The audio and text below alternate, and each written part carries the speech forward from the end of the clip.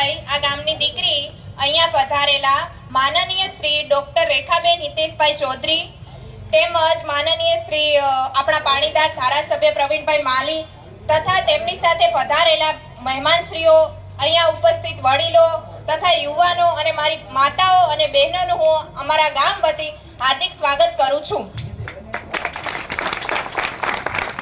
આજે હું તમને મહિલા સશક્તિકરણ વિશે કંઈક કહેવા માંગુ છું, તે તમે શાંતિથી સાંભળશો તેવી હું આશા રાખું છું। તો કે મહિલા સશક્તિકરણ એટલે શું? તો કે મહિલા સશક્તિકરણ એટલે મહિલા પોતાની પસંદગી કરી શકે અને આગળ પ્રગતિ કરી શકે તેવી શક્તિ।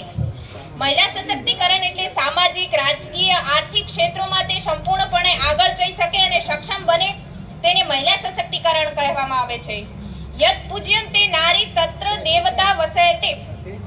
આ વાક્યમાં કહેવામાં આવ્યું છે કે જ્યાં નારીનું પૂજન કરવામાં આવે છે ત્યાં દેવતાઓનો નિવાસ થાય છે।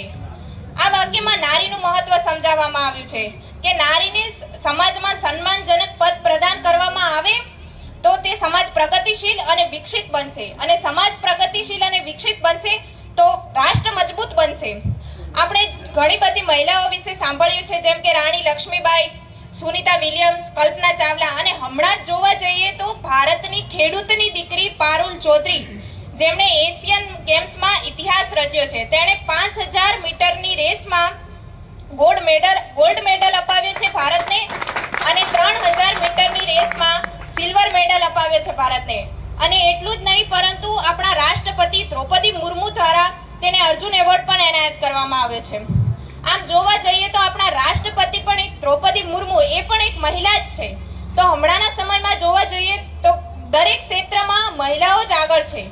તો મારો કહેવાનો ઉદ્દેશ્ય એટલો જ છે કે આપણા બનાસકાંઠા જિલ્લાની દીકરી, આપણા ગલબા કાકાની પૌત્રી જે આગળ પ્રગતિ કરવા જઈ રહ્યા છે, તો આપણે પૂરતો સાથ સહકાર આપીએ અને એમને પ્રગતિ કરાવીએ તો આપણા બનાસકાંઠા જિલ્લાની પ્રગતિ થશે અને આપણા રાષ્ટ્રની પ્રગતિ કરશે।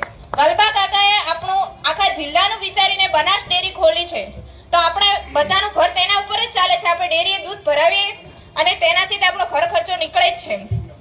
તો હું આશા રાખું છું કે બધા વોટ ભાજપને જ આપે। અને ડોક્ટર રેખાબેન ચૌધરી, અમારા ગામમાં 100 જેટલા નવા ઉમેદવારો થયા છે, તેમણે સંકલ્પ લીધો છે કે અમે વોટ આપીશું તો ભાજપને જ આપીશું।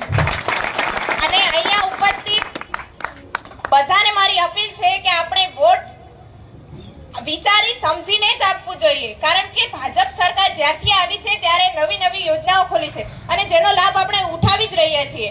આયુષ્માન યોજના, આવાસ યોજના, કિસાન નિધિ યોજના, અને જે છોકરા કે છોકરીઓ જે ભણતા હોય છે તેમને શિષ્યવૃત્તિ પણ પ્રાપ્ત થાય છે।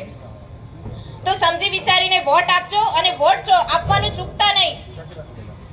અડધા લોકો કહે છે કે અમારે ઘરે કામ છે, આમ છે, પણ 5 મિનિટમાં શું જાય આપણું? એટલે વોટ આપજો અને વોટ આપો તો ભાજપને જ આપજો। જય હિન્દ, જય ભારત, અસ્તુ।